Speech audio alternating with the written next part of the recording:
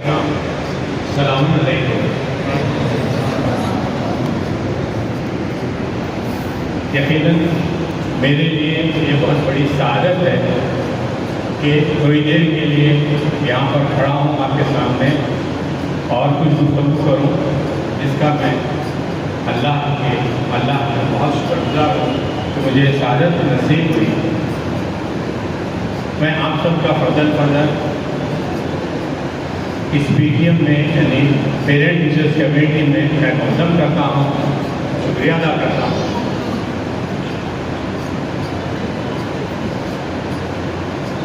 حمد و ستائش تو بس اسی ذات وحدہ لا شریک کے لیے ہے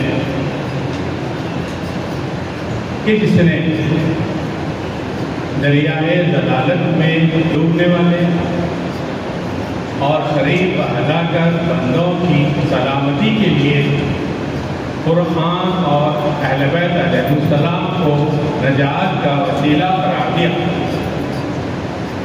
اسی لیے اب میں جو بھی اخیر آپ کے سامنے گفتگو کرے گا چند قرآن کی آیتوں کی روشنی میں اور چند اہل بیت علیہ السلام کی احادیث کی روشنی میں اپنی گفتگو کے آغاز سے پہلے رسول کریم حضرت محمد مصطفیٰ صلی اللہ علیہ وسلم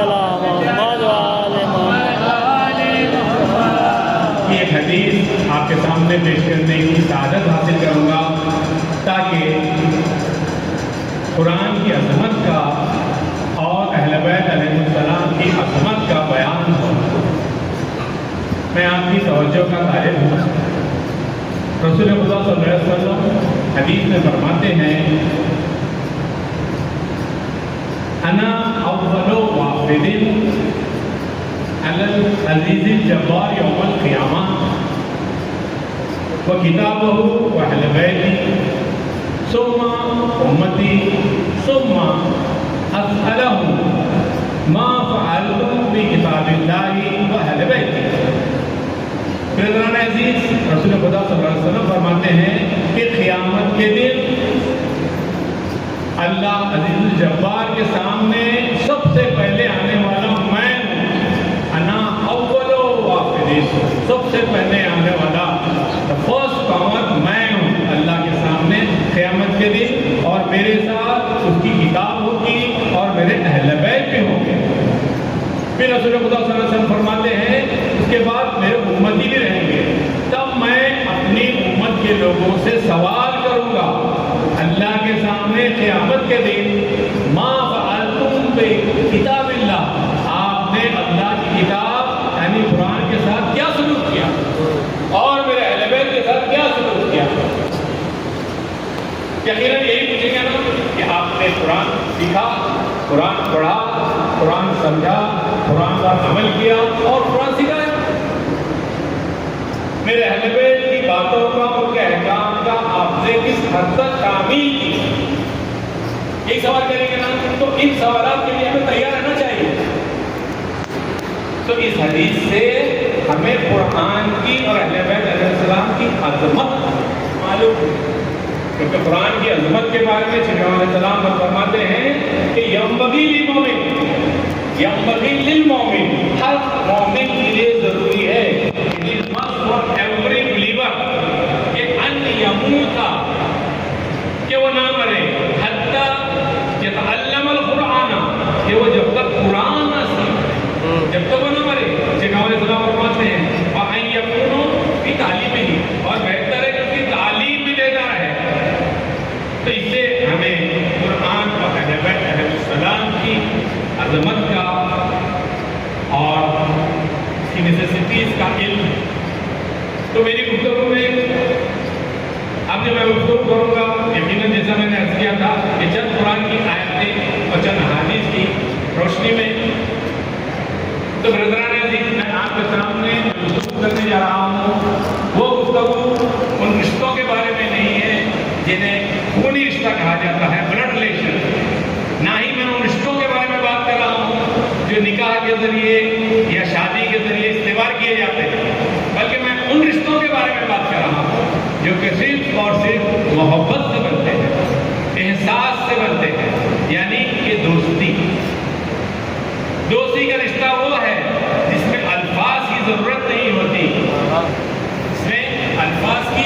ضرورت نہیں ہوتی، صرف آنکھیں ہی سمجھ جاتی ہیں، آنکھیں ہی بولتی ہیں۔ تو برادران، میرا ٹاپک ہے دوستی، اور اسلام اپنا ایک ایسا مذہب ہے، ایک ایسا مذہب ہے جس کو کمپلیٹ کوڈ آف لائف ہے، مکمل ضابطۂ حیات ہے۔ زندگی کے ہر گوشے کے بارے میں اسلام ہماری رہنمائی کرتا ہے۔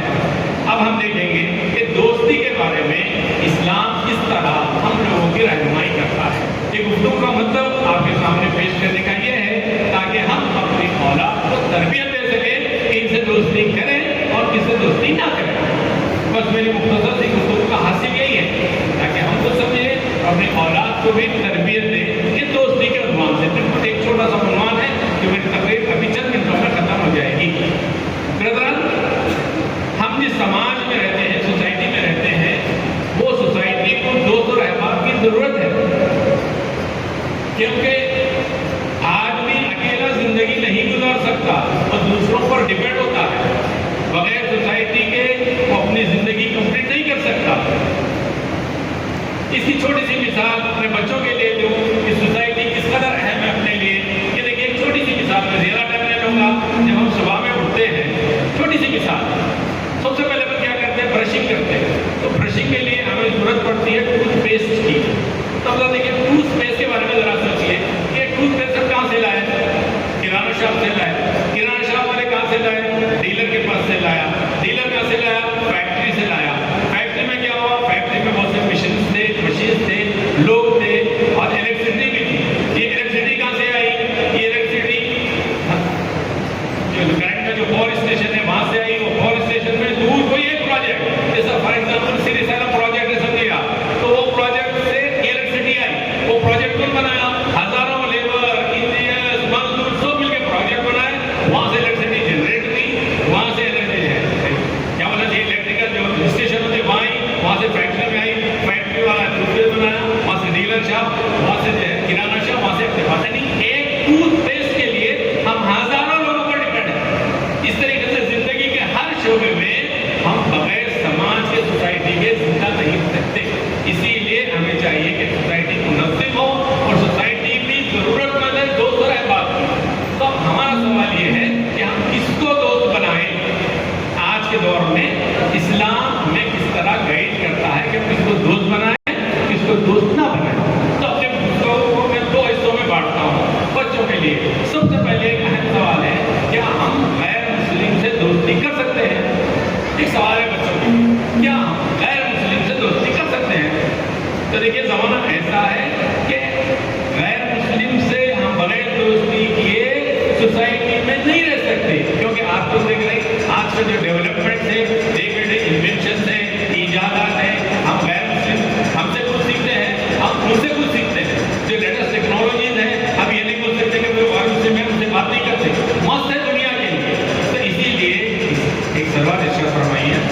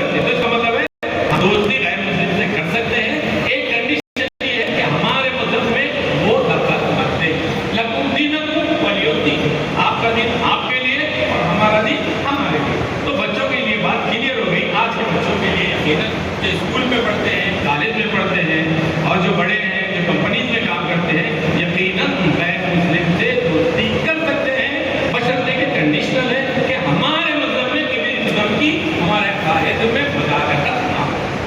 اسی بات کو رسول خدا صلی اللہ علیہ وسلم نے فرمایا کہ تحبب الی انسانی، ایک شخص آیا رسول خدا کے پاس آ کے بولا اللہ کے رسول مجھے کچھ سکھائیے، مجھے کچھ بات بتائیے، اور رسول خدا اسے بتائے کہ تحبب الی الناس، لوگوں سے محبت کرو، یحبو، وہ تم سے محبت کریں گے۔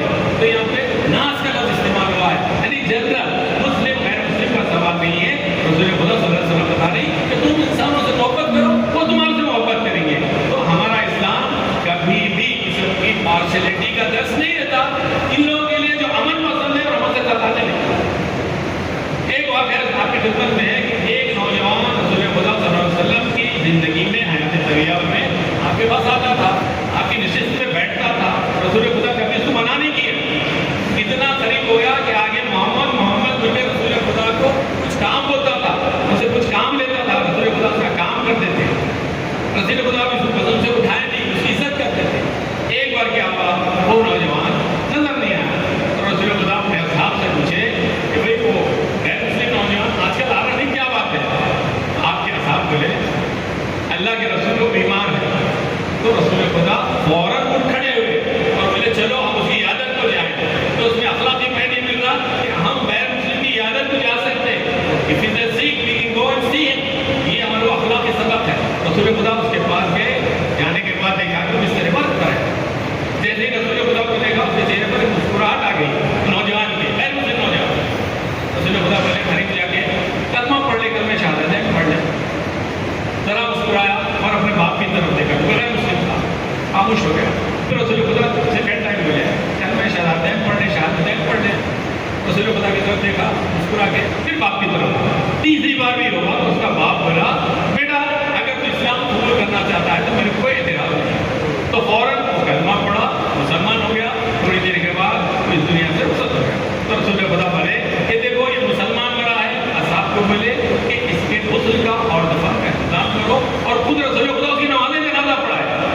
تو دیکھیے اس طرح اگر ہم نیک رویے کے ساتھ غیر مسلم سے تعلقات رکھیں گے تو ایک شخص نجات پا گیا ہے نا، بتائیے۔ اسی طرح علیہ السلام کا واقعہ بھی ہمیں ملتا ہے کہ دوران سفر دوستی بھی غیر مسلم سے، علیہ السلام جیسے ہی سفر ختم ہوا، اس کا راستہ ایک طرف جانا تھا، امام علیہ السلام کا راستہ نجف کی طرف جانا تھا، تو جہاں پہ جو اسپلٹ ہوتا ہے راستہ وہاں پہ علیہ السلام بھی اتر کے اس کے راستے میں خود چلے۔ تو نے بولا بھائی آپ کا تو راستہ نجف کی طرف جاتا، آپ میرے راستے پہ چل رہے ہیں۔ علیہ السلام بولے اسلام میں اس بات کا سبب دیتا ہے، لیسن دیتا ہے کہ اگر کوئی دوست ہے تو اسے چل کے تھوڑی دیر رخصت کرو۔ جیسے یہ بات سنا فوراً اسلام۔ تو دیکھیے ہماری یہ دوستی باعث ہو سکتی ہے کسی کی نجات پانے کی۔ تو یہ تھا وہ رخ، کیا ہم غیر مسلم سے دوستی کر سکتے ہیں یا نہیں کر سکتے۔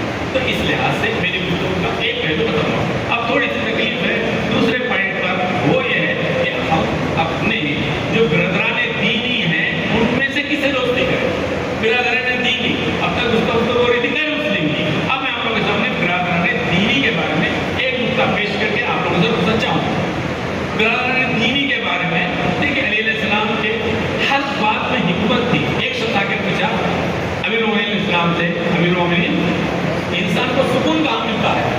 تو دیکھیے امام کے الفاظ ہیں، بتائے کوا ہے، دیکھیے کوا یہ بتائے کہ کوے کو کووں کے جھڑ میں سکون ملتا ہے، اور شیر ایک خطرناک جانور ہے، بتائے کہ شیر کو شیروں کے جھڑ میں سکون ملتا ہے، اور مومن کو مومنین کے احاطے میں سکون ملتا ہے۔ مطلب ہے کہ تم دوستی کرو، انما المؤمنون اخوہ، قرآن میں یہ کہتا ہے کہ مومن تو صرف بھائی بھائی ہیں، لیکن اس میں بھی ہم کو احتیاط کرنا چاہیے کہ بھائیوں میں بھی انہی سے دوستی کرنا چاہیے جن کا عمل کیا ہے، نیک ہے، اور وہ ایمان۔ سب سے پہلی شرط یہ ہے کہ وہ ایمان دوستی کا پہلا جو یہ کہنا چاہیے شرط ہے، پہلی ہے کہ وہ ایمان، مومن سے دوستی کرنا چاہیے۔ مومن کا مطلب کیا ہے؟ مومن وہی ہے جو اہل بیت پر ایمان رکھتا ہے، جو اہل بیت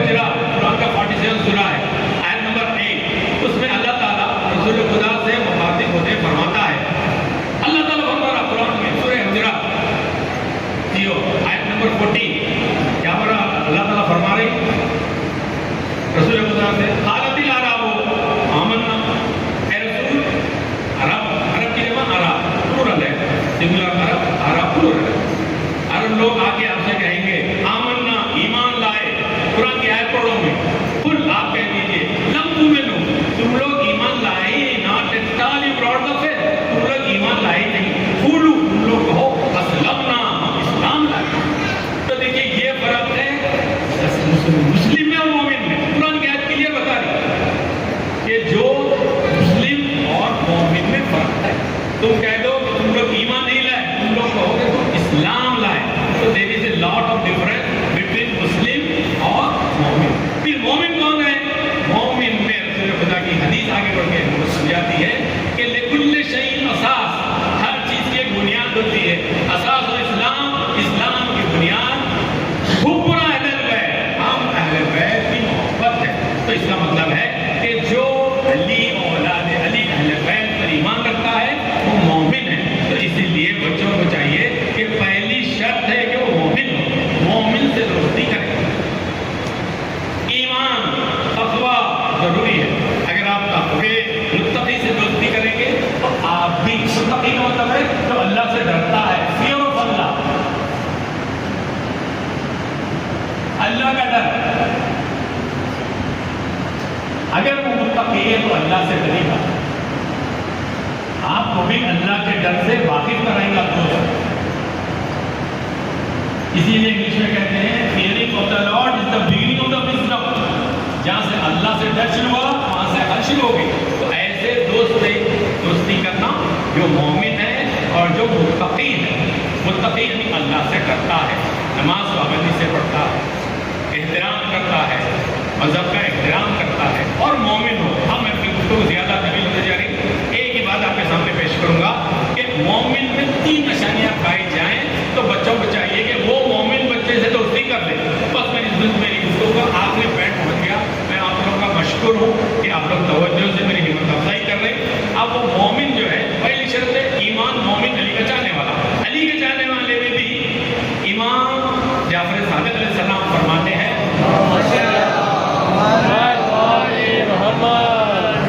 مومن میں کم از کم 3 علامتیں پائی جانی چاہیے. اگر وہ 3 علامتیں وہ مومن ہے تو تم دوستی کر لو. سب سے پہلی ایک ہے کہ اس میں اللہ کی کوئی ایک سنت پائی جائے, اللہ کی کوئی ایک پریکٹس پائی جائے, رسول کی ایک سنت پائی جائے اور 12 اماموں میں سے کسی ایک کی بھی کوئی پریکٹس پائی جائے اس کے کردار میں, اس سے دوستی کرو. مثال کے طور پر اللہ کی سنت کیا ہے؟ اللہ تو ستار العیوب ہے, یعنی بہترین باتوں کو چھپانے والا ہے. لیکن اللہ کی جو بچوں کے لیے فالو کرنا ہے وہ ہے کہ اللہ ریگولرٹی اور پنکچوالٹی کو بہت پسند کرتا ہے. اللہ کی سنت کیا ہے؟ ریگولرٹی, پنکچوالٹی اور کنسسٹنسی. یعنی آپ دیکھتے ہیں کہ روزانہ صبح ہوتی ہے, شام, پھر صبح ہوتی ہے, شام. Regularity, punctuality. کبھی بچے یہ نہیں دیکھے کہ 2 دن تک دن تھا, کبھی 1 دن رات تھی, کبھی 3 دن رات تھی. نہیں, ریگولرٹی, پنکچوالٹی یہ اللہ کی پریکٹس ہے. اب یہ گرما ہے, گرما جاتے ہی بارش ہوگی, بارش کے بعد سردی, سردی کے بعد پھر گرما, یہ ریگولرٹی. تو بچوں میں بھی چاہیے کہ یہ ڈسپلن اپنائیں. اگر وہ اللہ کی یہ سنت پر پریکٹس کرتا ہے تو اپنی زندگی اور آخرت میں ہمیشہ کامیاب ہے. اگر ریگولرٹی, پنکچوالٹی ہے تو سب سے پہلے نماز وقت پہ پڑھے گا. ابھی بات اسکول میں اپنی کلاس میں ٹائم پہ جائے گا, پھر بڑا ہوا کالج میں ٹائم پہ جائے گا, پھر بڑا ہوا اپنے آفس میں کمپنی میں ٹائم پہ جائے گا. تو بتائیے فیصد پڑے گی نہیں پڑے گی؟ تو ایسوں سے دوستی کریں گے تو تم بھی اسی کا کردار اپناؤ گے. یہ تھی اللہ کی سنت. کیونکہ کردار, دوست کے کردار کا ایک دوسرے پر بڑا اثر پڑتا ہے.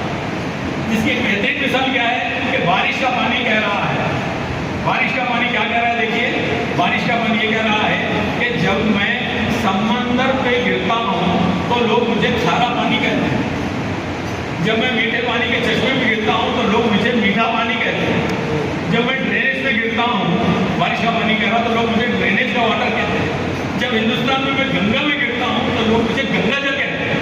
یعنی پانی کو میں جس سے مکس اپ ہوتا ہوں اس کے کیریکٹرز اپنا لیتا ہوں. دوست بھی ایسا ہے, جب ایک دوسرے سے منگل ہوتے ہیں تو ایک دوسرے کے کیریکٹر اپنا لیتے ہیں. اس لیے دوست بناتے وقت ایک دیکھنا چاہیے کہ اس میں ریگولرٹی اور پنکچوالٹی ہے تو اپنی زندگی دنیا اور آخرت میں کامیاب رہے گا. ایسے کو دوست بنانا چاہیے. اب دوسری خصوصیت کیا ہے؟ رسول کریم کی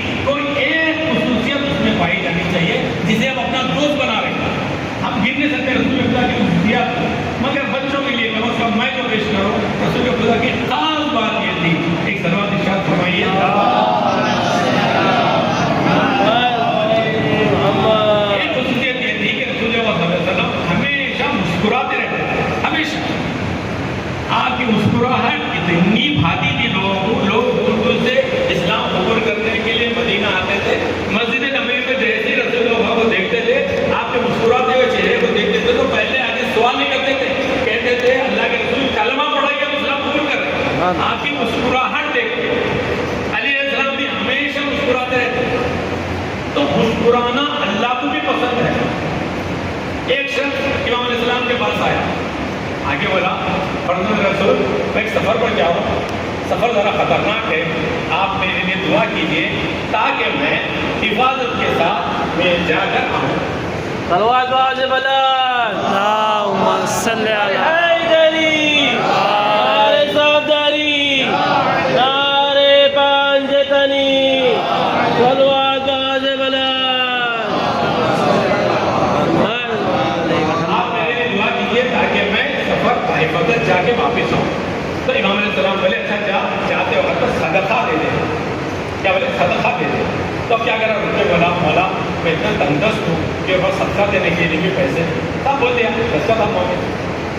تو مولا بولے اچھا ایسا کر جاتے جاتے راستے میں کوئی مومن ملے تو مومن سے کچھ دیر بات کر اور یہ دیکھ اس کے چہرے پہ مسکراہٹ آ جائے، تو یہ مسکراہٹ تو اللہ کو نظر کر دے پروردگار میں مومن کو مسکراہٹ لایا، میری طرف سے مسکرایا، میں تیری راہ میں نظر کرتا ہوں، یہ دے دے۔ تو دیکھیں جیسے ہی کیا ایک مومن سے ملا، اس کو باقی سے مسکرایا اور یہ مسکراہٹ کرا اللہ کی راہ میں کیا کرا نظر دیا۔ اسی لیے کہتے ہیں ادخال السروری فی قلب المؤمن عبادہ، مومن کے دل میں خوشی کا ادخال کرنا یہ بھی ایک عبادت ہے۔ لیکن میری تقریر سے آپ لوگ بور ہونے میں معافی چاہتا ہوں، یہ ہے تو ہم لوگ چاہیے کہ ہمیشہ ایسے لڑکوں سے آپ لوگ دوستی کریں کہ جو ہمیشہ مسکراتا رہتا ہے، اور مسکراتا وہی ہے جو صحت مند ہے۔ صحت مند کون ہے؟ اس کا جسم بھی صحت مند ہونا چاہیے، اس کی روح بھی، دونوں صحت مند ہونا۔ روح یعنی بالکل متقی رہنا اور جسم یعنی باضابطہ اچھی طریقے سے فزیکل رہنا۔ تو ایسے سے دوستی کریں گے تو آپ بھی مسکراتے رہیں گے، آپ کی بھی صحت رہیں گی، جسمانی صحت، روحانی صحت۔ اب دوستوں کا بالکل لاسٹ فائٹ 2-4 منٹ ہے۔ ایک دوست میں ہمیشہ ایک خاصیت علیہ السلام بتائے ہیں، امام علیہ السلام بتائے ہیں کہ اس میں 12 اماموں میں سے کسی ایک امام کا کیریکٹر ہونا۔ تو اللہ کے فضل سے ہمارے 12 امام ہمارے لیے سب برابر ہیں، اولنا محمد، اوسطنا محمد، آخرنا محمد، وکلنا محمد۔ لیکن جو اس میں آپ کے سامنے پیش کرنا چاہتا ہوں وہ ہے صبر، پیشنس۔ علیہ السلام میں بھی صبر، آپ لوگ دیکھیں کس طرح 25 سال دور دیکھتے ہیں۔